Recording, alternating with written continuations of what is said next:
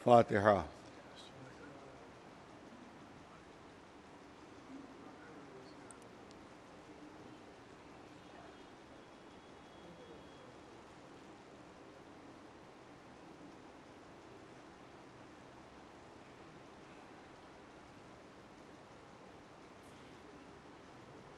اعوذ باللہ السمیع العلیم من الشیطان اللعین الرجیم، بسم اللہ الرحمن الرحیم، الحمد للہ رب العالمین، والصلاة والسلام علی سید الانبیاء والمرسلین، سیدنا و نبینا و شفیع المذنبین بالقاسم محمد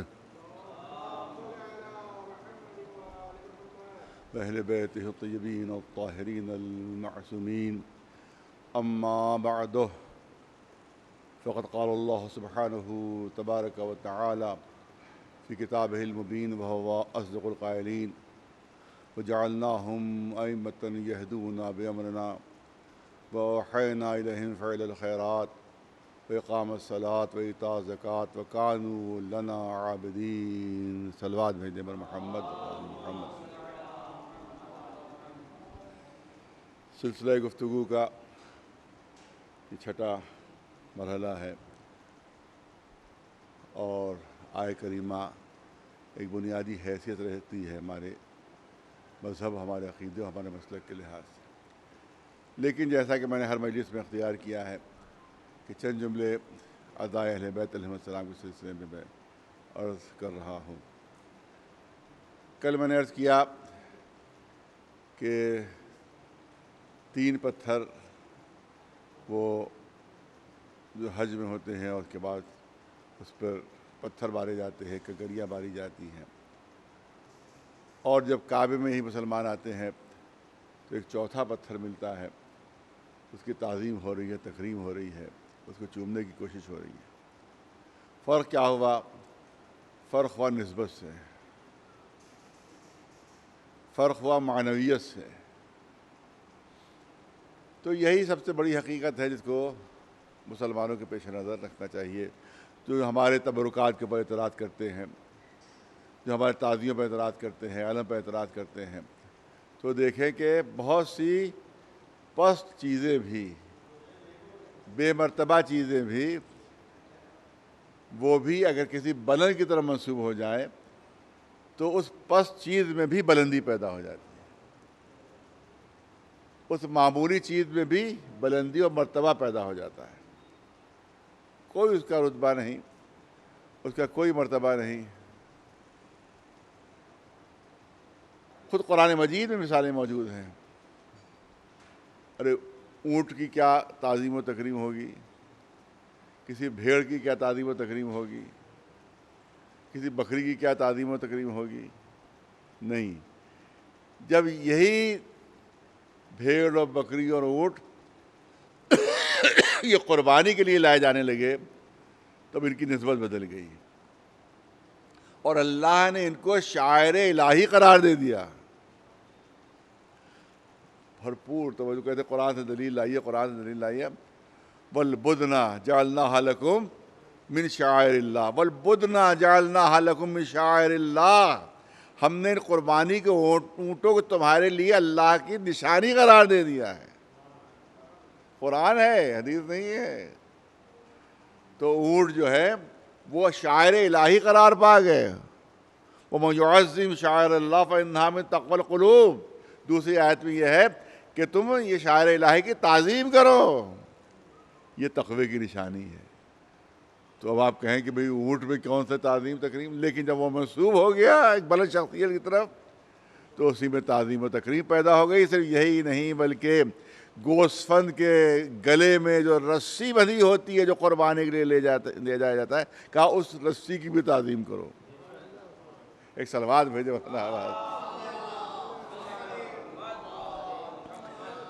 تو جب اونٹ جناب ابراہیم اور اسماعیل کی طرف منسوب ہو گیا تو اس میں تعظیم پیدا ہو گئی، بلکہ گلے پہ جو اس کے رسی بندھی ہوئی اس میں تعظیم و تکریم پیدا ہو گئی۔ تو جو دلدل نواسہ رسول کی طرف منسوب ہو جائے، جو تابوت امام کی طرف منسوب ہو جائے، جو زری روضے کی طرف منسوب ہو جائے گا اس میں تعظیم و تکریم پیدا ہو رہی ہے تو اس پہ تعجب نہ کرنا، یہ عین قرآن کے مطابق ہے اور عین حکم الہی کے مطابق ہے۔ صلوات بھیجے بر محمد وعلیہ۔ میری مثالیں جو ہوتی ہیں بہت چھوٹی چھوٹی عام فہم ہوتی مثالیں کہ جس کی وجہ سے چھوٹے بچے بھی بات کو سمجھ سکیں۔ اگر بات واضح نہیں ہوتی ہے تو میں ایک مثال دینا چاہتا ہوں کہ ایک چھوٹا بچہ بھی سمجھ سکتا ہے۔ آپ دیکھیں کہ میری جو ہے وہ جرابیں پیر کی جو ہیں، جو پیر وہ ایک جگہ رکھی ہوئی تھی میرے برابر میں، ایک صاحب گزرے، ان کی ٹھوکر لگ گئی، اس میں پیر پڑ گیا، میں نے اس کو اٹھا کے دوسری طرف رکھ دیا۔ نہ کوئی زمین پر شکن پڑی، نہ کوئی لڑائی جھگڑے کی نوبت کہ آپ نے میری جرابوں پیر کیوں رکھ دیا۔ لیکن اگر وہیں پر استری کیا ہوا کرتا موجود تھا اور کوئی اس پر پیر رکھتا ہوا چلا گیا تو صاحبان ذوق تشریف فرما ہے کہ ادھر کرتے پر شکن پڑی، ادھر میری جبین پر شکن پڑی۔ ادھر کرتے پر شکن، ادھر میری جبین پر شکن۔ ارے دیکھ کے نہیں چلتے؟ اور بھیا آنکھیں نہیں ہیں تمہاری؟ دکھائی نہیں دیتا تمہیں؟ دیکھو نہیں میرا کرتا رکھا ہوا تھا، پیر رکھ کے چلے گئے تمہیں، کوئی تمیز نہیں تمہیں؟ مگر لڑائی جھگڑے کی نوبت نہیں آئی، صرف زبانی تو کار ہو کر رہے گی۔ لیکن وہیں کے اوپر اگر سر کی پگڑی رکھی ہوئی ہے، سر کی پگڑی رکھی ہوئی ہے، کپڑا وہی ہے کہ جو کرتے میں استعمال ہوا ہے، وہی میٹیریل ہے کہ جو موزے میں استعمال ہوا ہے، لیکن اگر سر کی پگڑی پر کسی نے پیر رکھا اور پیر رکھ کر چل دیا اور مجھے معلوم ہو گیا کہ جان بوجھ کر رکھا ہے تو لاٹھیاں چل جائیں گی، کچھ تو خون کی نوبت آ جائے گی، گدہ پٹخانہ ہو جائے گا۔ کیوں؟ کپڑا تو وہی ہے۔ ارے توجہ ہے، جو کہا جاتا ہے کہ علم کا پھریرا تو وہی کپڑا ہے، یہ لکڑی تو وہی لکڑی ہے، یہ کاغذ تو وہی کاغذ ہے، یہ بانس تو وہی بانس ہے۔ جب یہ بات آپ کے سامنے آتا ہے تب تو نہیں چومتے، کیا بات ہوگی اس میں؟ جب آپ چوم رہے ہیں تو میں کہوں گا کہ اصل میں نسبت کا فرق ہوتا ہے، کیونکہ وہ جرابیں پیر کی طرف منسوب ہیں، کیونکہ پیر پست ہوتے ہیں، ان میں کوئی عظمت نہیں ہے۔ یہ کرتا سینے کی طرف منسوب ہے، سینہ بلند ہوتا ہے، لہذا اس کرتے میں بھی عظمت پیدا ہو گئی، اور پگڑی سر کی طرف منسوب ہے جو سب سے زیادہ بلند ہے، لہذا وہاں کے اوپر لڑائی جھگڑے کی نوبت آ گئی۔ تو میٹیریل وہی ہے، نسبت کا فرق ہوا ہے۔ ایک صلوات بھیجے ورنہ آواز پر محمد والا۔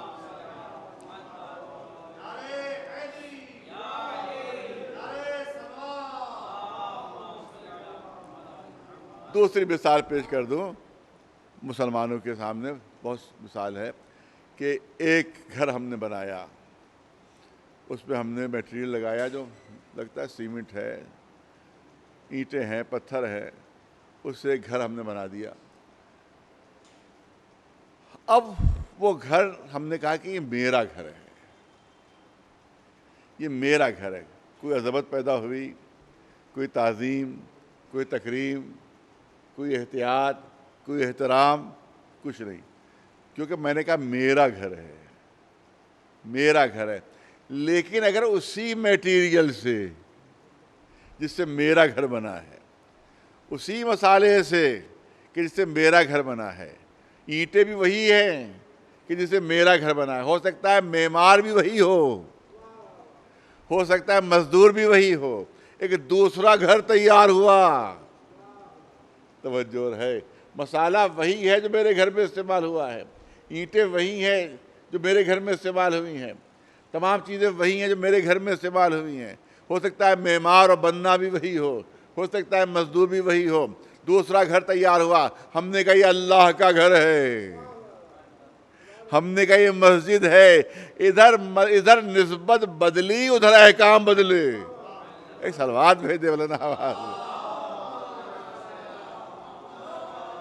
نسبت وہی چیز ہے، کوئی فرق نہیں، اینٹیں بھی وہی استعمال ہوئی ہیں، ہو سکتا ہے اسی کمپنی کی ہو کہ جس کمپنی کے گھر میں استعمال ہوئی ہیں، سیمنٹ بھی اسی کمپنی کی کہ جو ہمارے گھر میں استعمال ہوئی ہے، معمار بھی وہی ہیں، مزدور بھی وہی ہیں، لیکن ہم نے کہہ دیا کہ یہ اللہ کا گھر ہے تو احکام بدل گئے۔ ہم اپنے گھر میں جس حالت میں بھی داخل ہو جائیں، کوئی حکم نہیں، شریعت کا کوئی حکم نہیں، لیکن مسجد میں حالت نجاست میں داخل نہیں ہو سکتے۔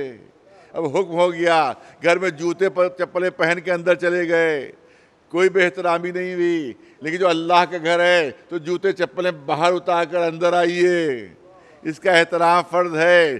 ارے جب بھی جائیے تو دنیاوی گفتگو نہ کیجیے، ذکر الہی کیجیے، جب جائیے تو 2 رکعت نماز نظر کیجیے، ایک صلوات بھیجے بلند آواز۔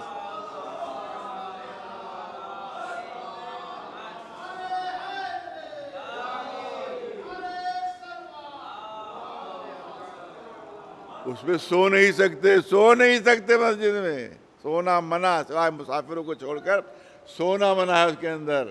تو اس کے علاوہ تمام احکام بدلے، چیزیں وہی ہے لیکن صرف نسبت بدل گئی ہے، تو سارے احکام بدل گئے۔ تو اب یہاں پر ایک فرق اور کرنا چاہتا ہوں کہ یہاں کے بہت توجہ رہے، یہاں پر ہم نے کہا ہے کہ یہ اللہ کا گھر ہے، ارے بہت توجہ رہے، ہم نے کہا ہے کہ یہ اللہ کا گھر ہے، خود اللہ نے نہیں کہا ہے کہ یہ میرا گھر ہے، ارے توجہ کا طالب ہوں، خود ہم نے کہا ہے اللہ کا گھر ہے، اللہ نے خود آ کر نہیں کہا کہ یہ میرا گھر ہے، اللہ کا کوئی فرمان نازل نہیں ہوا کہ میرا گھر ہے، خود ہم نے نسبت دے دی کہ یہ اللہ کا گھر ہے، تو اس میں اتنی عظمت پیدا ہو گئی، اس میں اتنا شرف پیدا ہو گیا، اس میں مرتبہ پیدا ہو گیا، تو ہم جس کو اللہ کی طرف نسبت دے دیں تو اس میں اتنا مرتبہ پیدا ہو جاتا ہے، اور اگر کسی گھر کو اللہ خود اپنی طرف منسوب کر لے تو اس میں کتنی عظمت و شرف پیدا ہو جائے گا۔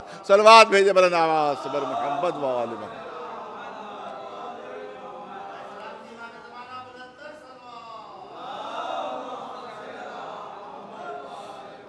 اگر کسی گھر کو اللہ خود کہتے ہیں میرا گھر ہے، یہ میرا گھر ہے، تو اس میں کتنی عظمت پیدا ہو جائے گی، کتنا شرف پیدا ہو جائے گا۔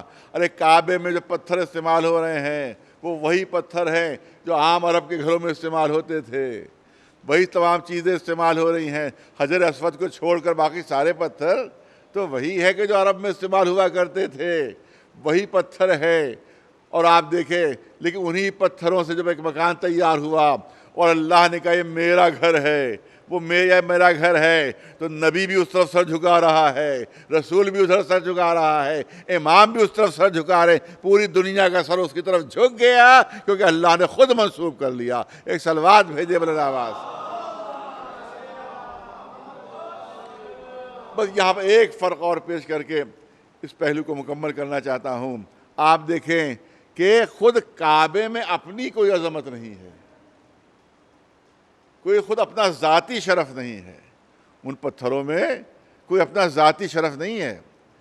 میں نے کہا حجر اسود کو، جس کی روایت ہے کہ وہ جنت سے آیا تھا، کچھ حجر اسود کو چھوڑ کر بقیہ جتنے پتھر اس میں استعمال ہو رہے ہیں ان میں اپنا کوئی ذاتی شرف نہیں، اپنا کوئی ذاتی مرتبہ نہیں، لیکن جب اللہ نے اپنی طرف منسوب کر لیا تو اس کا اتنا بہت توجہ رہے، اس کا مرتبہ اتنا بڑھ گیا، ان پتھروں کا شرف اتنا بڑھ گیا، اس عمارت کا شرف اتنا بڑھ گیا کہ جن میں ذاتی شرف نہیں، ذاتی عظمت نہیں، ذاتی کمالات نہیں، جب اس کو اللہ اپنی طرف منسوب کر لے تو اس کا مرتبہ اتنا بڑھ جاتا ہے۔ تو اگر کسی میں ذاتی شرف بھی موجود ہو، ذاتی کمالات بھی موجود ہوں، ذاتی فضیلتیں بھی موجود ہوں، جب ان کو اللہ اپنی طرف منسوب کرے گا تو اس کا مرتبہ کتنا بلند ہو جائے گا۔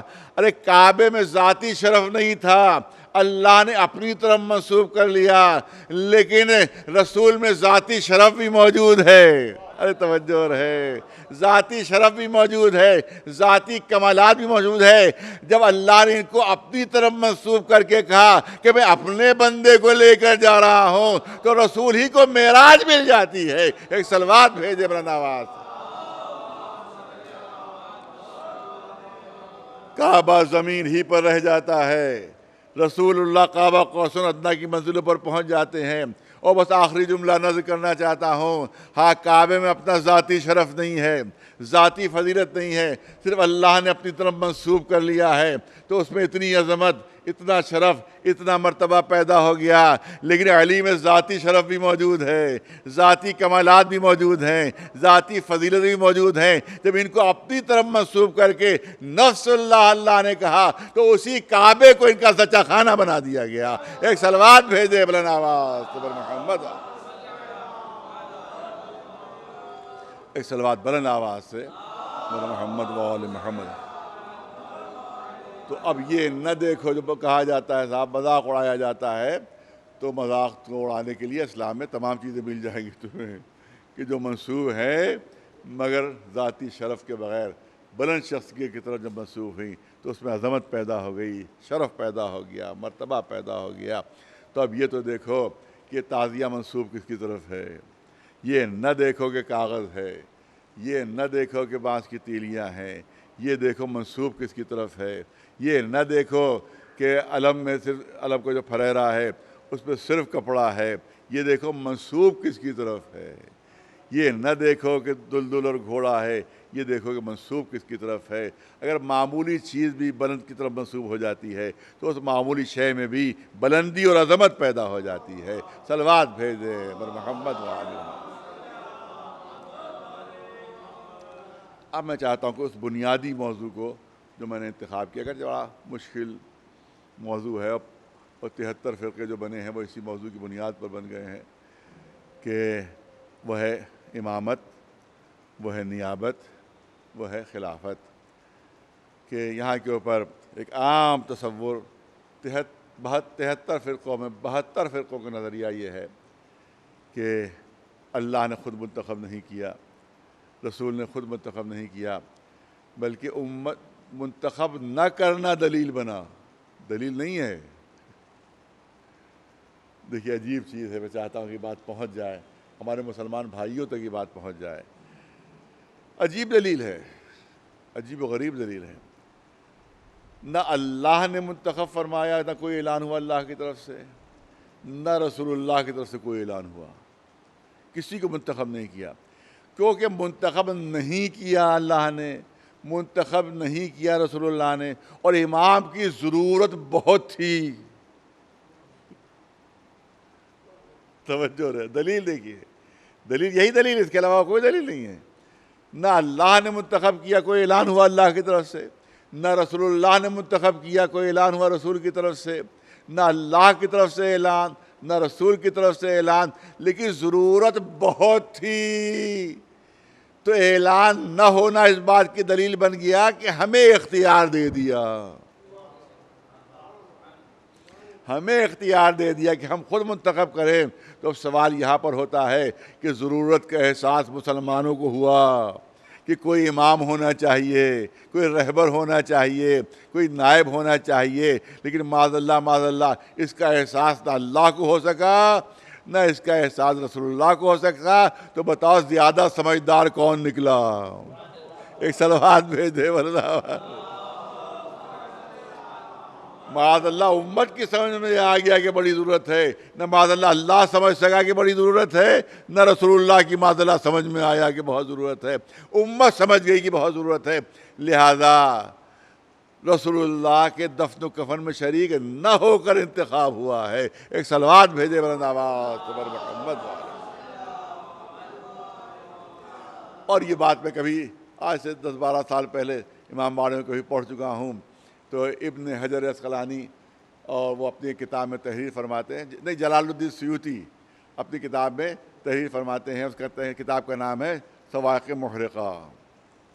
جلال الدین سیوطی بہت بڑے عالم، وہ اپنی کتاب مشہور زمانہ کتاب صواعق محرقہ میں یہ بات تحریر فرماتے ہیں، اور وہ لکھتے ہیں کہ شیعت بہت بڑھتی جا رہی ہے، شیعوں کے باطل عقائد بہت ہی فروغ پا رہے ہیں.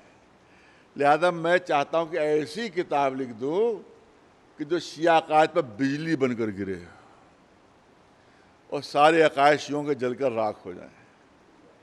اس لیے صواعق محرقہ، جلانے والی بجلیاں، کتاب کا نام ہی رکھ دیا انہوں نے، کتاب کا نام ہی رکھ دیا جلانے والی بجلیاں، تاکہ عقائد شیعوں کے سب جل کر راکھ ہو جائیں. وہ ایسی کتاب میں نے لکھ دی ہے. اب وہاں پر وہ لکھتے ہیں، دفاع کرتے ہیں، لکھتے ہیں کہ شیعہ الزام لگاتے ہیں اور طعنہ دیتے ہیں کہ صاحب رسول اللہ کے دفن و کفن میں شریک ہوئے بعض بزرگ صحابہ، بعض بڑے صحابہ جو تھے وہ رسول اللہ کے دفن و کفن میں شریک نہیں ہوئے، اور جا کر سقیفہ میں انہوں نے انتخاب کر لیا، یہاں رسول اللہ دفن ہو گئے اور وہ اپنے انتخاب کرتے رہے وہاں پر. تو اب یہ نہیں کہتے کہ شریک ہوئے تھے، یہ نہیں کہا انہوں نے. کو تو یہ کہنا چاہیے تھا شیعہ جھوٹ بولتے ہیں، شیعہ غلط کہتے ہیں، شریک ہوئے تھے، سب کے سب شریک ہوئے تھے، جھوٹے ہیں شیعہ. یہ نہیں کہا انہوں نے، بلکہ شریک نہ ہونے کی تعویل دی، شریک نہ ہونے کی توجیہ پیش کی انہوں نے کہ شیعہ نہیں سمجھ پا رہے ہیں کہ کیوں شریک نہیں ہوئے. ارے توجہ چاہو گا، صواعق محرقہ میں علامہ جلال الدین سیوطی تحریر فرماتے ہیں کہ کیوں شریک نہیں ہوئے، اس کی وجہ شیعہ نہیں سمجھ پا رہے. ارے بھائی کیوں شریک نہیں ہوئے، کیا وجہ تھی؟ کہ دیکھیے رسول اللہ کی حدیث ہے، من مات ولم یعرف امام زمانہ مات میتۃ جاہلیہ. اگر کوئی مر گیا اور اپنے زمانے کے امام کو نہیں پہچانا تو وہ جاہلیت کی موت مرا. رسول اللہ کی حدیث کہ جو مر گیا اور اپنے زمانے کے امام کو نہیں پہچانا وہ جاہلیت کی موت مرا. یہ ہے رسول کی حدیث. اور اگر یہ اصحاب کرام رسول اللہ کے دفن و کفن میں شریک ہوئے ہوتے تو کم از کم 2-3 گھنٹے تو لگتے. ارے بہت توجہ، کم از کم 2-3 گھنٹے تو لگتے اس میں، اور موت کا کوئی بھروسہ نہیں. اگر اس 2-3 گھنٹے میں کسی مسلمان کی موت ہو جاتی، کوئی دنیا سے رخصت ہو جاتا، تو میدان حشر میں شکایت کرتا کہ کوئی امام تھا ہی نہیں میں جس سے منسلک ہوتا، جس سے تمسک اختیار کرتا، جس کی معرفت کرتا. تو لہذا وہ مسلمان جاہلیت کی موت مر جاتا، اور الزام ہم پر آ جاتا کہ ہم نے منتخب نہیں کیا، لہذا فلاں مسلمان جاہلیت کی موت مر گیا. لہذا ضروری تھا کہ جیسے ہی رسول اللہ دنیا سے رخصت ہو ویسے ہی انتخاب ہو جائے، فوری انتخاب ہو جائے، فوری انتخاب ہو جائے.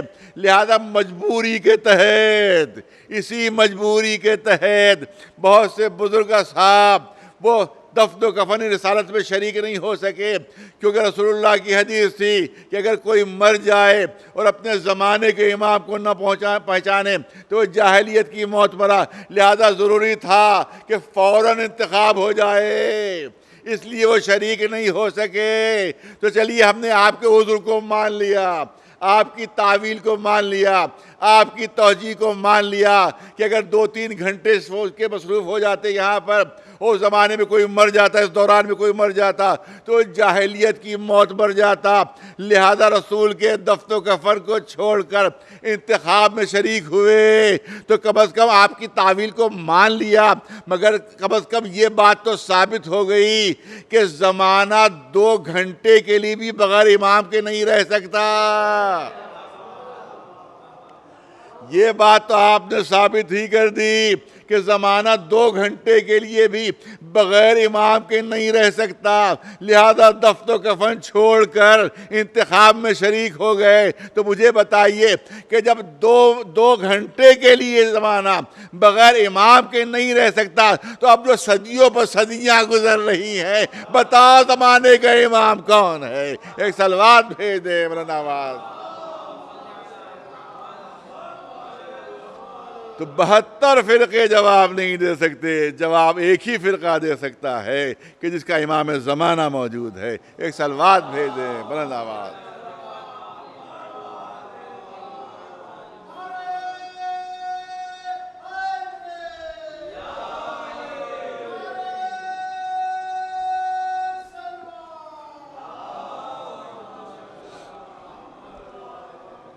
اعلان ہو رہا ہے وَجَعَلْنَاهُمْ أَئِمَّةً، ہم نے ان کو امام بنایا، ہم نے مقرر کیا، ہم نے بنایا. میں نے کل کی مجلس میں عرض کیا کہ اعلان ہوا جناب ابراہیم کے لیے کہ لا ینال عہد الظالمین. امامت شروع ہو رہی ہے جناب ابراہیم سے, اور شرط لگا دی گئی کہ امامت کبھی کسی ظالم کو نہیں ملے گی. میں نے کہا کہ ظلم جو ہے وہ ایک وہ ظلم ہوتا ہے جو کسی دوسرے پر کیا جائے, اور ایک ظلم ہوتا ہے کہ جو اپنے اوپر کیا جائے, اور ہر گناہ ظلم ہے, ہر گناہ ظلم ہے. اور جب ہر گناہ ظلم ہے تو جس نے زندگی میں ایک بار بھی گناہ کر لیا وہ پھر عہدہ امامت کے لائق نہیں ہے, پھر وہ عہدہ امامت کے لائق نہیں ہے. تو اور دوسری چیز اس میں یہ ہے, خصوصیت یہ ہے کہ گناہ کچھ ظاہری ہوتے ہیں اور کچھ چھپ کر ہوتے ہیں. میں گھر کے اندر کیا کر رہا ہوں کسی کو نہیں معلوم, باہر میں نے کہا کہ شراب پی کر کوئی لڑکتا ہو چلا جا رہا ہے, آپ نے سمجھ لیا کہ بھئی شرابی ہے یہ. کوئی چور پکڑ گیا, آپ نے کہا یہ چور ہے یہ. قاتل پکڑ گیا, آپ نے کہا یہ قاتل ہے یہ.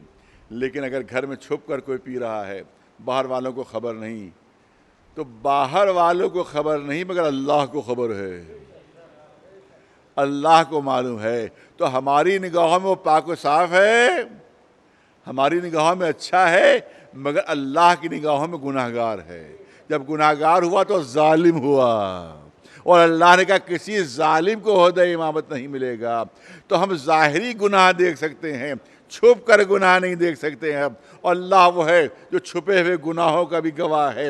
لہذا اب کیونکہ ہر گناہ گار ظالم ہے اور کچھ چھپ کر گناہ ہوتے ہیں, لہذا وہ ہم نہیں سمجھ سکتے, صرف اللہ سمجھ سکتا ہے. اسی لیے عہدہ امامت اللہ کی طرف ہے, کیونکہ کوئی بھی گناہ گار کو عہدہ امامت نہیں مل سکتا, اور اللہ دیکھتا ہے کہ کون چھپ کر گناہ کر رہا ہے. لہذا اب عہدہ امامت جو ہے ہم کسی کو نہیں دے سکتے, صرف اللہ دے سکتا ہے, کیونکہ وہ چھپے ہوئے گناہ بھی دیکھ رہا ہے اور ظاہر گناہ بھی دیکھ رہا ہے. صلوات بھیجے بر محمد وعلیہ. اور صاحبان علم کے لیے ایک پہلو عرض کرنا چاہتا ہوں, بہت توجہ چاہتا ہوں آپ حضرات کی. تو پہلے یہ تو ثابت ہو گیا اس سے کہ چھپ کر گناہ کر رہا ہے وہ بھی ظالم ہے. جب ظالم ہے جس کی ہم کو خبر نہیں, لہذا اب اللہ نے اپنے اوپر یہ ذمہ داری لے لی ہے کہ عہدہ امامت میں دوں گا. پھر توجہ رہے, سب سے بڑا ظلم شرک ہے. سب سے بڑا ظلم جو ہے وہ شرک ہے. آپ دیکھیں, کوئی کہے کہ صاحب چلیے وہ مشرک تھا پھر مسلمان ہو گیا, تو اب کہاں وہ مشرک رہا؟ بت پرست تھا, کلمہ پڑھ لیا, اب کہاں وہ بت پرست رہا؟ نہیں, توجہ رہے, بہت توجہ چاہوں گا صاحب علم کی خاص طور سے. کچھ صفتیں ہوتی ہیں جو وقتی ہوتی ہیں, کچھ صفتیں وقتی ہوتی ہیں, اور کچھ صفتیں ایسی ہوتی ہیں جو دائمی بن جاتی ہیں. عمل ایک بار ہوتا ہے مگر ذات کے ساتھ وہ صفت چپک جاتی ہے, چھوٹنے نہیں پاتی وہ. جیسے مثال عربی میں کوئی صاحب بیٹھے ہوئے ہیں, تو اب کیا کہیں گے, وہ جالسن ہوا, جالسن بیٹھا ہوا ہے, اور وہ کھڑا ہو گیا تو ہم نے کہا ہوا قائمن. اب جالس اس کو نہیں کہہ سکتے ہم,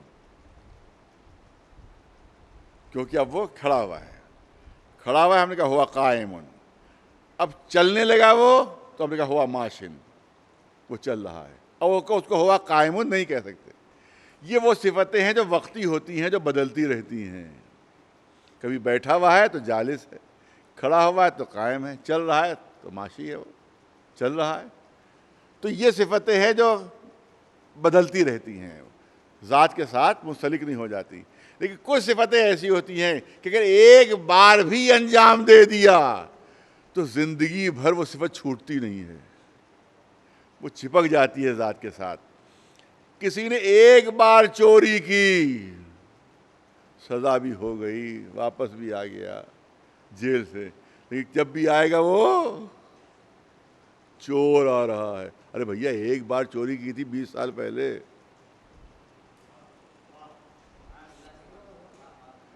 20 سال پہلے چوری کی تھی, اب کیا بھائی, اب تو سزا بھی کاٹ کے آ گیا.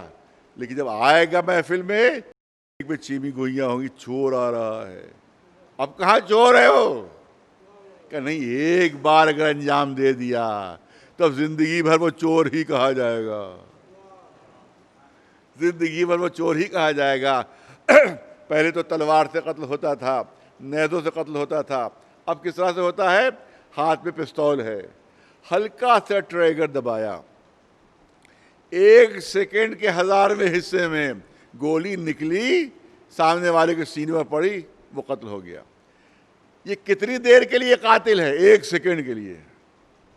بہت توجہ چاہوں، 1 سیکنڈ کے لیے قاتل ہے بھئی، 1 سیکنڈ کے اندر وہ گولی چلی، سینے میں پڑی، وہ ختم ہو گیا۔ تو 1 سیکنڈ کے لیے قاتل ہے، 1 سیکنڈ کے لیے قاتل ہے، مگر جب بھی آئے گا وہ لوگ کہیں گے قاتل آ رہا ہے، قاتل آ رہا ہے۔ ہو سکتا ہے کہ وہ رسم معاف بھی کر چکے ہوں، ارے توجہ رہے، ہو سکتا ہے وہ رسم معاف کر چکے ہوں، دیت لے لی ہو، لیکن آئے گا جب بھی، تب بھی یہی کہا جائے گا قاتل آ رہا۔ ارے بھیا 20 سال پہلے 1 سیکنڈ میں اس نے قتل کیا تھا، اب یہ صفت قاتل کیسے ہو گیا؟ کہا نہیں، زندگی بھر یہ صفت اس کے ساتھ لگی رہے گی، یہ قاتل ہے۔ اس کا مطلب یہ ہے کہ کچھ صفتیں وقتی ہوتی ہیں اور کچھ صفتیں دائمی ہوتی ہیں۔ ایک بار بھی بت کو سجدہ کر لیا تب یہ بن گیا مشرک۔ ارے جب بھی آئے گا کہا جائے گا یہ شرک کر چکا ہے۔ یہ صفت ایسی ہے جو ذات کے ساتھ چپک جاتی ہے، پھر چھوٹتی نہیں ہے، چاہے کلمہ کیوں نہ پڑھ لیا ہو۔ لہذا امامت اس کو نہیں مل سکتی کہ جو ظالم ہو، زندگی کے کسی حصے میں بھی شرک کیا ہو، اسے امامت نہیں ملے گی۔ امامت اسے ملے گی جس کے لیے دشمن بھی کہہ رہا کرم اللہ وجہہ، ارے جس نے ایک لمحے کے لیے بھی کبھی شرک نہیں کیا۔ ایک صلوات بھیجے بلند آواز پر محمد والا، ایک صلوات بلند آواز پر محمد وعلی محمد۔ اب کسی نے پوچھا مولا سے، مولا یہ بتائیے کہ ظلم کے کیا معنی ہیں؟ تو مولا نے بہترین ڈیفینیشن ظلم کی پیش کی۔ آپ نے فرمایا کہ جس جگہ کا کسی کو حق ہے اس جگہ سے اس کو ہٹا دینا یہ بھی ظلم ہے۔ جہاں جس کو ہونا چاہیے وہاں اس کا نہ ہونا ظلم ہے، اور جس کو وہاں پر نہیں ہونا چاہیے اس کا وہاں بیٹھ جانا ظلم ہے۔ ایک صلوات بھیجے بلند آواز۔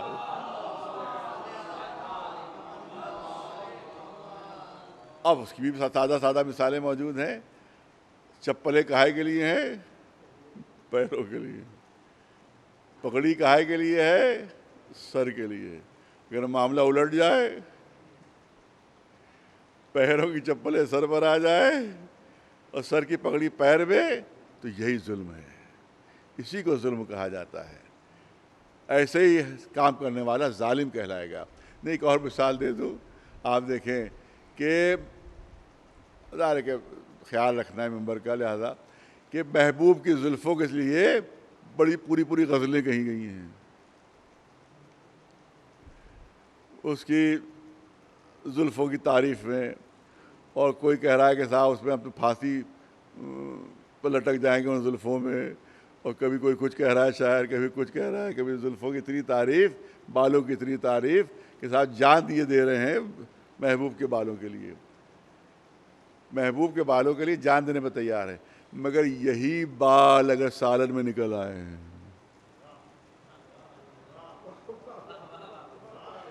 جس کے لیے پوری غزلیں اور پوری نظمیں آپ نے تعریف میں کی ہیں، یہی بال اگر سالن میں نکل آئے تو نفرت سے نکال کر پھینک دیں گے اسے، نفرت سے۔ ارے بھائی اس کے لیے تو آپ 10 اشعار کی غزل کہہ چکے ہیں۔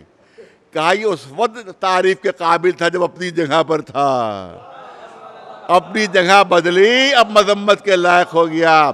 تو یہ نہ کہو کہ ہم اصحاب کے مخالف ہیں، ہم سب کا احترام کرتے ہیں، مگر بس اپنی جگہ پر رہے تبھی قابل احترام ہے۔ ایک صلوات بھیجے بلند آواز پر محمد، ایک صلوات بلند آواز پر محمد۔ جگہ سے بے جگہ ہوئے اور قابل مذمت بن گئے۔ صلوات بھیجے پر محمد والے۔ عصمت شرط ہے، دھیمے دھیمے پیش کر رہا ہوں کیونکہ وہ مجلسیں نہیں ہیں کہ جو 1,00,000 کے مجمع میں ہوا کرتی تھی، لہذا میں دھیمے دھیمے بات کو پیش کر رہا ہوں تاکہ مجھے موقع مل گیا ہے کہ اپنی بات کو پہنچا سکوں، اور وہ چوے چھکے والی مجلسیں نہیں ہیں یہ بلکہ اب یہ بات ہو رہا ہے کہ کسی طرح بات پہنچ جائے۔ عصمت شرط ہے، معصوم ہونا شرط ہے، اس کے لیے میں چاہوں گا تھوڑا وقت لوں۔ عصمت شرط ہے، معصوم ہونا شرط ہے، اور ہر امام معصوم ہوتا ہے۔ یہ اس پر بہت بڑا الزام ہم پر لگایا گیا ہے، عصمت صرف مخصوص ہے انبیاء کے ساتھ، لیکن بڑی مشکل یہ ہے کہ خود بعض مسلمان بھی عصمت انبیاء کے قائل نہیں ہیں، معصوم ہونے کے قائل نہیں ہیں، اور کہتے ہیں کہ فلاں نبی سے گناہ ہو گیا، فلاں نبی سے گناہ ہوا، فلاں، یہاں تک کہ رسول اللہ سے بھی معاذ اللہ اس بات کے قائل ہیں کہ شیطان معاذ اللہ ان کو بہکا لیا کرتا تھا، جبکہ شیطان خود اقرار کر رہا ہے کہ لَأُغْنِوَيَنَّهُمْ أَجْمَعِينَ إِلَّا عِبَادَكَ مِنْهُمُ الْمُخْلَصِينَ، میں سب کو بہکاؤں گا، اکثریت کو بہکاؤں گا۔ ارے توجہ رہے، شیطان قرآن میں دعویٰ کر رہا ہے کہ میں اکثریت کو بہکاؤں گا، اور یہ دعویٰ قرآن میں موجود ہے، تو اس لیے اکثریت پر کبھی کسی کو ناز نہ ہونا چاہیے۔ شیطان کہہ رہا ہے میں اکثریت کو بہکاؤں گا، اکثریت کو اپنے جال میں پھانس لوں گا، اور شیطان ہی اقرار الا عبادک منہم المخلصین، صرف ان کو نہیں بہکا سکتا، وہ میرے جال میں نہیں آ سکتے، وہ میرے دام میں نہیں آ سکتے، جو تیرے خالص بندے ہیں۔ کچھ لوگ شیطان سے بھی آگے بڑھ گئے، شیطان تو کہہ رہا ہے بہکا نہیں سکتا، اور یہ کہتے ہیں بہکا لیا کرتا تھا۔ ایک صلوات بھیج دے بلند آواز۔ بہت توجہ رہے، منہم المخلصین، مخلص ایک ہے، مخلص اور ایک ہے مخلص۔ مخلص کیا ہے؟ جو اپنے کو خالص کر رہا ہو، وہ ہے مخلص۔ اپنے کو خالص کر رہا وہ ہے مخلص۔ ارے توجہ رہے۔ اور مخلص کون ہے؟ مخلص وہ ہے کہ جسے اللہ نے خالص بنا کر بھیجا ہو۔ الا عبادک منہم المخلصین، ہم لوگ وہ ہیں جو مخلص کہلا سکتے ہیں، لیکن ہم کو مخلص کا لقب نہیں مل سکتا۔ مخلص کا لقب خود بتا رہا ہے کہ جو اللہ کی طرف سے آتا ہے وہ اللہ کی طرف سے پاک و صاف آتا ہے، معصوم آتا ہے۔ ایک صلوات بھیجے بلند آواز پر محمد والو۔ ابن عمیر نام کی ایک شخصیت ہے، اس نے جناب چھٹے امام جعفر صادق علیہ السلام کے شاگرد، اور ان کے لیے کہا کہ میں نے ان کی زبان سے عصمت کی ایسی دلیل سنی ہے جو آج تک میں نے کسی سے نہیں سنی۔ ہشام ابن حکم بہت بڑے فلسفی، بہت بڑے عالم تھے، امام کے شاگرد۔ ابن عمیر نام کی ایک شخصیت، وہ کہتے ہیں کہ ان کی زبان سے ہم نے جو عصمت کی دلیل سنی ہے ائمہ کے سلسلے میں، وہ میں نے آج تک کسی سے نہیں سنی۔ پوچھا کیا دلیل؟ اب سنیے، وہ دلیل سن لیجیے، بات کو میں مکمل کروں۔ انہوں نے کہا، انہی نے دلیل دی کہ 4 چیزیں ایسی ہیں جو گناہ کا سرچشمہ ہے، اس کے علاوہ کوئی 5ویں چیز نہیں۔ بہت توجہ چاہوں گا کہ 4 چیزیں ایسی ہیں۔ ہشام ابن حکم بیان کر رہے ہیں، امام جعفر صادق علیہ السلام کے شاگرد، چھٹے امام کے شاگرد، وہ بیان فرما رہے ہیں کہ 4 چیزیں دنیا میں ایسی ہیں جو ہمیشہ گناہوں کا سرچشمہ بنتی ہیں۔ ان 4 سے کوئی 5ویں چیز آپ کو نہیں ملے گی۔ ایک چیز کیا ہے؟ لالچ، ہرس۔ لالچ گناہ کا سرچشمہ بنتی ہے۔ زیادہ سے زیادہ دولت مل جائے گا، ایمانداری سے نہیں ملے گی تو بے ایمانی سے ملے، چوری سے ملے، رشوت سے ملے، ڈکیتی سے ملے، ملاوٹی مال بیچ کر ملے، نقلی مال بیچ کر ملے۔ معلوم ہوا کہ انسان کا خون دینا تھا، اس کے بجائے بھینس کا خون چڑھا دیا، مر گیا بیچارہ مریض، پیسے ان کو مل گئے، اس کی جان گئی، ان کو رقم مل گئی۔ یہ ہے لالچ، یہ ہے لالچ۔ پل ایسا بنایا کہ اس میں مسالہ خراب لگا دیا، مگر پورا پل گر گیا، 100 آدمی مر گئے۔ ان کو پیسے مل گئے، ادھر انسانوں کی جانیں چلی گئیں۔ یہ ہے لالچ، یہ ہے ہرس۔ ہرس ہمیشہ لالچ اس کو ہوتی ہے کہ جس کے بعد دولت کی کمی ہو، جس کے بعد دولت کی کمی ہو اس کو ہرس ہوتی ہے، لالچ ہوتی ہے۔ لیکن اماموں کو کبھی ہرس ہو ہی نہیں سکتی، کبھی لالچ ہو ہی نہیں سکتی، کیونکہ یہ قدرت کے خزانوں کے خزینے دار ہیں۔ کائنات کا ہر خزانہ ان کے قبضے میں ہے۔ یہ مٹی کو ٹھوکر مارے تو سونا بن جاتی ہے، ان کو کس چیز کی لالچ ہو سکتی ہے؟ ایک صلوات بھیجے مولانا آواز۔ لہذا یہ سوتا بند ہو گیا، یہ چشمہ بند ہو گیا گناہوں کا اماموں کے سلسلے میں، کیونکہ پوری کائنات کے وہ مالک ہیں۔ میں نے بہت عرصے پہلے یہ مثال پیش کی تھی، یہاں پہ جلدی چاہتا ہوں، اگرچہ وقت کے دامن زیادہ گنجائش نہیں ہے، میں نے یہاں پیش کیا تھا کہ لوگ یہ کہتے ہیں کہ صاحب اماموں نے حکومت حاصل کرنے کے لیے کوشش کیوں نہیں کی؟ اماموں نے کبھی حکومت، دیکھیے حقیقت یہی ہے کہ اگر کسی کا حق چھنتا ہے تو کوشش کرتا ہے کہ اس حق کو حاصل کر لے۔ کسی کی جیب سے اگر 100 روپے بھی نکال کر کوئی بھاگ جائے تو پہلے تو بیچارہ خود پیچھے دوڑتا ہے، جو خود نہیں دوڑ پاتا تو دوسروں سے فریاد کرتا ہے، ارے دیکھو میرے 100 روپے لیے جا رہا ہے، پکڑو اس کو، پکڑو اس کو، یہ میں نہیں دوڑ پا رہا ہوں، تم لوگ پکڑو اس کو۔ تو کسی کے جیب سے 100 روپے بھی اگر کوئی نکال کر بھاگے تو اس کی کوشش یہ ہوتی ہے کہ 100 روپے مل جائے۔ اتنی بڑی حکومت اہل بیت کی چلی گئی، کبھی کوشش ہی نہیں کی۔ کوشش نہ کرنا اس بات کی دلیل ہے کہ ان کا حق ہی نہیں تھا۔ دلیل سن لیجیے، دلیل جو ہے مخالفوں کی وہ یہی ہے کہ ان کا صحیح نہ کرنا، کوشش نہ کرنا خود اس بات کی دلیل ہے کہ اگر حق ہوتا تو حاصل کرنے کی کوشش کرتے۔ اور حقیقت بھی یہی ہے کہ ائمہ نے کبھی بھی حکومت حاصل کرنے کی کوشش کی ہی نہیں، کبھی نہیں کی، بلکہ آتی ہوئی حکومتوں کو ٹھوکر مارا ہے تو دوسروں تک پہنچی ہیں۔ ایک صلوات بھیجے مولانا عباس اور محمد والم۔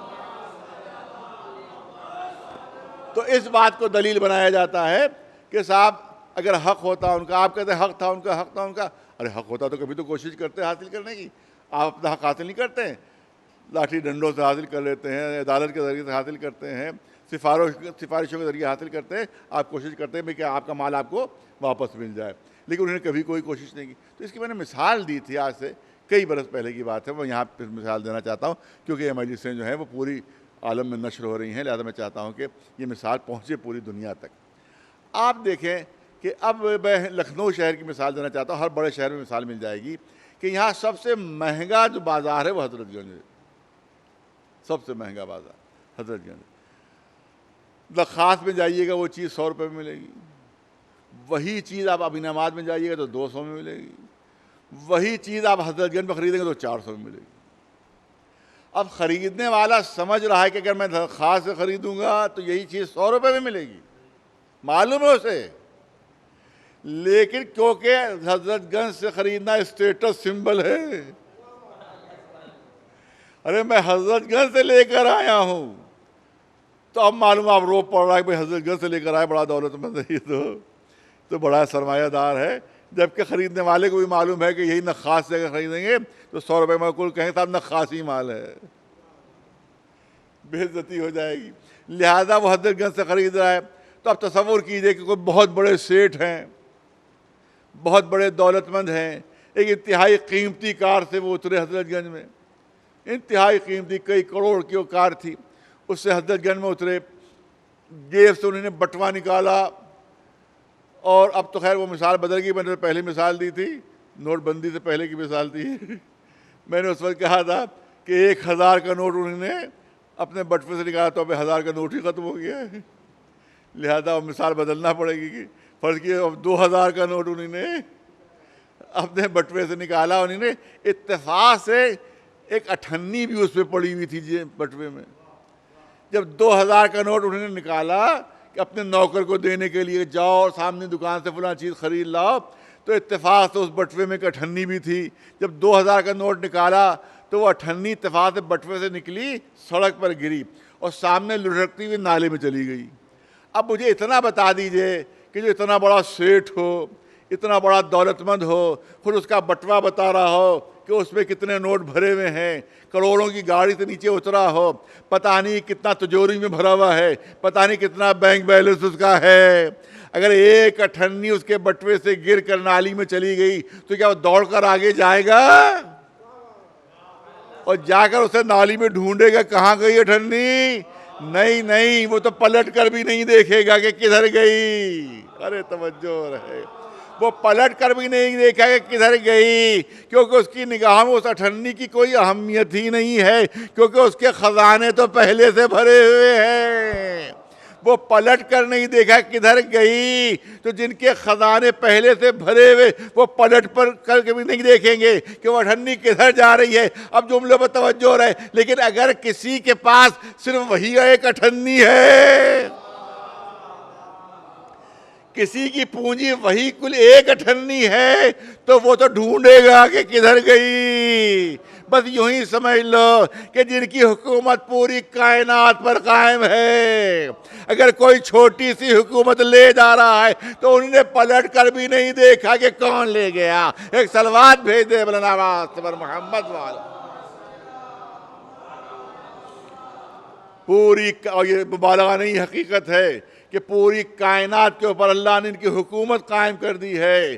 ارے ابر نے سایہ فگن ہو کر بتایا کہ ان کی حکومت ابر کے اوپر بھی ہے. ارے پتھروں نے ہاتھ پر تسبیح پڑھ کر بتایا کہ ان کی حکومت جمادات پر بھی ہے. انگلی کے اشارے پر درختوں نے حرکت کر کے بتایا کہ ان کی حکومت نباتات کے اوپر بھی ہے.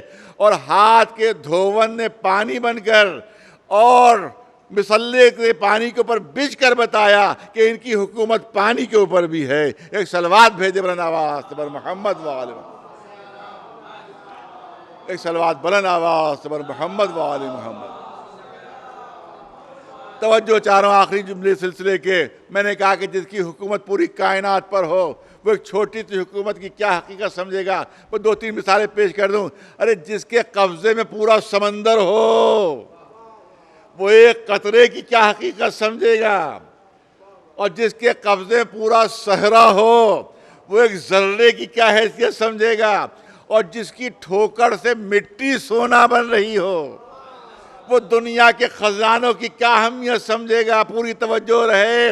ارے جس کے اشارے پر ڈوبتا ہوا سورج پلٹ رہا ہو وہ دنیا کی ڈوبتی ہوئی حکومتوں کی کیا حقیقت سمجھے گا، اور جس کے قدم مہر نبوت پر آ رہے ہو وہ تخت حکومت کی کیا حیثیت سمجھے گا. ایک صلوات بلند آواز سے بر محمد والا. ایک صلوات.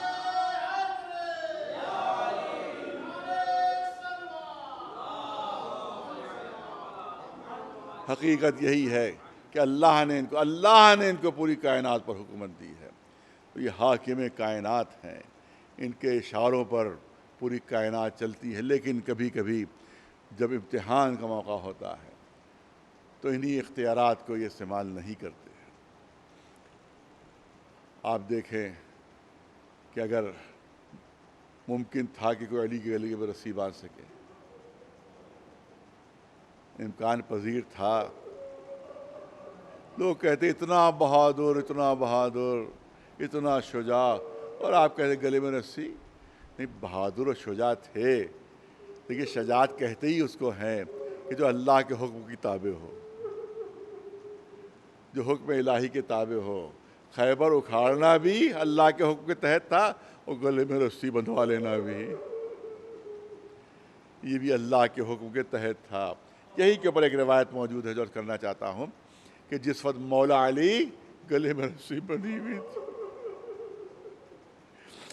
اور ان کو مدینے کی گلیوں میں پھرایا جا رہا تھا، تو دو یہودی بھی یہ منظر دیکھ رہے تھے. جہاں مسلمان دیکھ رہے تھے اور یہودی منظر دیکھ رہے تھے. جیسے ہی مولا علی کو دیکھا گلے میں رسی بندھی ہوئی ہے اور مدینے کی گلی بھی کھینچا جا رہا ہے، تو ایک یہودی بلند آواز سے بولا اشہد ان لا الہ الا اللہ واشہد ان محمد رسول اللہ واشہد ان علی ولی اللہ. بے ساختہ اس نے کلمہ پڑھا. موجود ہے، روایت موجود ہے، معتبر ترین کتابوں میں روایت موجود ہے، بے ساختہ اس یہودی نے کلمہ پڑھا کہ اشہد ان لا الہ الا اللہ واشہد ان محمد رسول اللہ واشہد ان علی ولی اللہ، میں گواہی دیتا ہوں کہ اللہ میرا معبود ہے، میں گواہی دیتا ہوں محمد میرے رسول ہیں، میں گواہی دیتا ہوں کہ علی اللہ کے ولی ہیں۔ لوگوں نے حیرت سے کہا ارے بھائی اس سے پہلے تم نے تو کلمہ نہیں پڑھا؟ ارے یہی علی تو تھے کہ جس نے بدر فتح کیا تھا، یہی علی تو تھے کہ جس نے احد فتح کیا تھا، ارے یہی علی تو تھے کہ جس نے تمہارا سب سے مضبوط قلعہ خیبر اکیلے فتح کر لیا تھا اور 2 انگلیوں سے در خیبر اکھاڑ لیا تھا۔ اس وقت میں کلمہ پڑھنا چاہیے تھا۔ جو اپنی طاقت کا مظاہرہ کر رہے تھے، جو اپنی بھرپور قوت کا مظاہرہ کر رہے تھے، ارے یہ کون سا موقع تھا کلمہ پڑھنے کا جب علی کے گلے میں رسی بندھی ہوئی ہے؟ کیا گلے میں بندھی ہوئی رسی ہی اس بات کا ثبوت ہے کہ یہ اللہ کے ولی ہیں، یہ اللہ کی طرف بھیجے ہوئے نمائندے ہیں؟ کیونکہ جس میں اتنی زیادہ طاقت ہو کہ در خیبر کو اکھاڑ لے، اس میں کسی میں ہمت نہیں ہو سکتی کہ اس کے گلے میں رسی باندھے۔ اس کا مطلب ہے خیبر کا اکھاڑنا بھی اللہ کی مرضی سے تھا، گلے میں رسی بندھوانا بھی اللہ کی مرضی سے تھا۔ یہ اللہ کے نمائندے ہیں، اس سے ثابت ہوتا ہے، لہذا میں کلمہ پڑھ رہا ہوں۔ ہاں عزاداروں، اسی لیے امام حسن مظالم برداشت کر رہے ہیں، یہاں تک کہ دنیا دیکھ رہی ہے کہ کربلا کا میدان ہے اور حسین ظلم پر ظلم و ستم پر ستم برداشت کر رہے ہیں۔ اگر مولا اشارہ کر دیتے تو فرات قدموں میں آ جاتی، فرات قدموں میں آ جاتی، بادل آ جاتے، کربلا کا صحرا جل تھل ہو جاتا، مگر مشیت الہیہ کے پابند ہیں، مصلحت الہیہ کے پابند ہیں، لہذا پیاسے بھی ہیں اور بھوکے بھی ہیں، مگر اکیلے نہیں، چھوٹے چھوٹے بچے بھی پیاسے ہیں، معصوم سکینہ بھی پیاسی ہے، 6 مہینے کا علی اصغر بھی پیاسا ہے اور 18 برس کا علی اکبر بھی پیاسے ہیں۔ سب کی پیاس برداشت کر رہے ہیں کیونکہ مصلحت الہیہ ہے۔ وہ دنیا کو ہی بتا رہے ہیں کہ ہم کو مجبور نہ سمجھنا، ہم مظلوم ضرور ہیں۔ ہاں آج کا دن وہ دن ہے کہ جو مخصوص ہے ایک شہادت کے ساتھ۔ آج ہمیں امام حسین کو خصوصی پرسہ دینا ہے کیونکہ ان کا وہ فرزند کہ جو ہو بہو شبیہ رسالت ہے، جس کو زبان عصمت سند دے رہی ہے کہ پالنے والے تیری بارگاہ میں وہ ہدیہ پیش کر رہا ہوں جو صورت میں، سیرت میں، رفتار میں، گفتار میں، کردار میں تیرے رسول کی ہو بہو شبیہ ہے۔ روایت ہے ایک یہودی آیا امام حسین کی خدمت میں اور کہا کہ بڑی مجھے حسرت تھی کہ میں آپ کے جد کی زیارت کروں، مگر میری قسمت میں نہیں تھا کہ ان کی زیارت ہو سکے، میں محروم رہ گیا ان کی زیارت سے، آپ کی جد کی زیارت سے۔ امام نے فرمایا میرے ننھے سے علی اکبر کو لے آؤ۔ جناب علی اکبر لائے گئے، آغوش پہ بیٹھے، کہا اے یہودی تجھے تمنا تھی کہ رسول کی زیارت کرے؟ ارے یہ میرا بچہ ہو بہت تصویر رسالت ہے، اس کی زیارت کر لو، تم نے رسول کی زیارت کر لی۔ تصور کیجئے کہ وہ بچہ جو ہو بہت تصویر رسالت ہو حسین کو کتنا عزیز ہوگا، امام حسین کو وہ کتنا محترم ہوگا۔ یہی وجہ ہے کہ جب جناب علی اکبر آئے ہیں سامنے ہاتھ جوڑ کر، بابا مرنے کی اجازت دیجئے، بابا مرنے کی اجازت دیجئے، حسین نے فرمایا اے بیٹا کس دل سے اجازت، تم تو میرے نانا کی شبیہ، ارے جب بھی میں نانا کی زیارت کا مشتاق ہوتا تھا تو تمہاری زیارت کرتا تھا، تمہیں کیسے اجازت دوں؟ روایت کہتی ہے جناب علی اکبر نے امام حسین کے قدموں پر سر رکھ دیا، بابا مرنے کی اجازت دیجئے، بابا مرنے کی اجازت دیجئے۔ حسین نے اجازت تو دے دی، اجازت تو دے دی، مگر حمید ابن مسلم جو دشمن کا راوی ہے وہ لکھتا ہے کہ پورے واقعہ کربلا میں نے اتنی مایوسی حسین کے چہرے پر کبھی نہیں دیکھی جو اس وقت دیکھی کہ جب علی اکبر کو اجازت دی۔ اے بیٹا اگر جانا نہیں چاہتے ہو تو ذرا اہل حرم سے رخصت ہو لو، ذرا بیویوں سے رخصت ہو لو۔ کسی سے نہیں کہا کہ اہل حرم سے رخصت ہو، صرف جناب علی اکبر کے لیے ملتا ہے اسرائیل حرم سے رخصت ہو. جناب عباس گئے تھے خیموں میں مگر مشق سکینہ لینے گئے تھے, رخصت ہونے نہیں گئے تھے. اکیلے تنہا جناب علی اکبر ہیں کہ جن کے لیے امام حسین فرما رہے ہیں اے علی اکبر جا کے اسرائیل حرم سے رخصت ہو لو. چاہتے تھے کہ بیویاں بھی آخری بار تصویر رسول کی زیارت کر لے. حمید کہتا ہے علی اکبر خیمے کے اندر جاتے ہیں مگر نکلنے میں تاخیر ہو رہی ہے, نکلنے میں تاخیر ہو رہی ہے. وہ کہتا ہے مجھے تعجب ہو رہا ہے کہ آخر علی اکبر کے نکلنے میں اتنی تاخیر کیوں. کہتا ہے میری نگاہ خیام حسینی طرف اٹھی تو میں نے ایک عجیب منظر دیکھا کہ علی اکبر خیمے سے نکلنا چاہتے ہیں, چھوٹی چھوٹی بچیاں علی اکبر کے قدموں سے لپٹ جاتی ہیں, علی اکبر کو واپس لے جاتی ہیں. اب یہ دشمن کے جملے ہیں. وہ لکھتا ہے کہ علی اکبر خیمے سے ایسے نکلے کہ جیسے کسی بھرے گھر سے جنازہ نکلتا ہے. جناب علی اکبر گھوڑے پر سوار ہوئے, گھوڑے کو ایڑ دی, چاہتے ہیں کہ جلد سے جلد دشمن پر حملہ کریں. گھوڑوں کی ٹاپوں کی آوازیں ہیں, اسلحوں کی جھنکاروں کی آوازیں ہیں, طبل جنگ کی آوازیں ہیں. انہی تمام آوازوں میں علی اکبر کے کان میں آواز آتی ہے واہ علی اکبرا, واہ علی اکبرا. اب جو پلٹ کر دیکھا بوڑھا باپ قبر تھا پیچھے پیچھے دوڑتا ہوا چلا آ رہا ہے, پیچھے پیچھے دوڑتا ہوا چلا آ رہا ہے. علی اکبر نے گھوڑا روکا. اے بابا آپ تو مرنے کی اجازت دے چکے ہیں, آپ کو یہ کیا حال ہو رہا ہے. اے بیٹا اگر تم بھی صاحب اولاد ہوتے تو تمہیں اندازہ ہوتا کہ ایک بوڑھے باپ پر ایک جوان فرزند کی جدائی کا کیا اثر ہوتا ہے. جناب علی اکبر جاتے ہیں. روایت میں ہے کہ 17 حملے کی علی اکبر نے. تذکرہ جناب علی اکبر 2 منٹ کی زحمت ہے. 17 حملے کیے جناب علی اکبر نے. ہر حملے کے بعد پلٹ کر آ کر کہتے تھے بابا آپ دیکھ رہے ہیں میں کیسی جنگ کر رہا ہوں, آپ دیکھ رہے ہیں میں کیسی جنگ کر رہا ہوں. کہاں علی اکبر میں دیکھ رہا ہوں کہ کیسی زبردست تم جنگ کر رہے ہو. تم نے دکھا دیا خانوادہ رسالت کے جوان کیسی جنگ کرتے ہیں. کہا بابا مگر عجیب بات ہے, جب بھی میں بڑھ بڑھ کر حملے کرتا ہوں پہلی سے کسی کی آواز آتی ہے. ہاں علی اکبر ایسے ہی جنگ کی جاتی ہے, پہلو سے کسی کی آواز آتی ہے. اے بابا یہ کس کی آواز ہے. امام فرماتے میرے بابا علی تمہاری جنگ دیکھنے کے لیے نجف سے آ گئے. ہاں عزاداروں, اب جب آخری حملہ کرنا تھا جناب علی اکبر کو, اب امام حسین کی خدمت میں آتے ہیں. بابا عالم یہ تھا کہ زرہ کی کڑیوں سے خون ابل رہا تھا. خدمت میں آئے بابا اگر کہیں سے تھوڑا سا پانی مل جائے تو اب بھی میں دکھا دوں کہ کیسی جنگ ہوتی ہے. اب ذرا حسین کے دل سے پوچھئے کہ حسین کے دل کا کیا حال ہوا ہوگا. نہیں 1 منٹ کی زحمت ہے. روایت کہتی ہے کہ جب سے جناب علی اکبر پیدا ہوئے تھے جناب زینب نے علی اکبر کو مانگ لیا تھا اور کہا تھا اس بچے کی میں پرورش کروں گی. اور امام حسین جب کبھی جناب علی اکبر سے کہتے تھے کہ بیٹا علی اکبر تم تو کبھی مجھ سے کوئی فرمائش ہی نہیں کرتے, تم تو مجھ سے کبھی کوئی چیز مانگتے ہی نہیں. تو جناب علی اکبر نے جواب دیا تھا بابا مجھے کسی چیز کے مانگنے کی کبھی ضرورت ہی محسوس نہیں ہوئی.